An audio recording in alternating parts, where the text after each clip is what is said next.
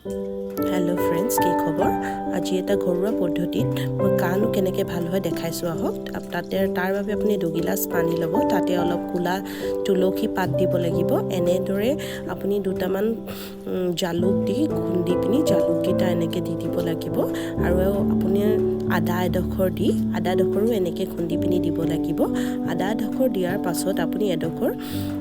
গুড় দি আপুনি এনেকৈ লৰাব লাগিব লৰাই পিনি যেতিয়ালৈকে পানী 2 গিলাস তো 1 গিলাস বা আধা গিলাস নহয় হিমানটোলৈকে আপুনি উতলাব লাগিব উতলাহি এনেকুৱা এটা ৰঙচুৱা কালাৰ হ'ব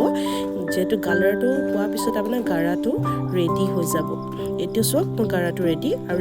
ভিডিওটো চাই কেনেকুৱা পালে জনাব আৰু লাইক কমেন্ট কৰিব ভাল পালে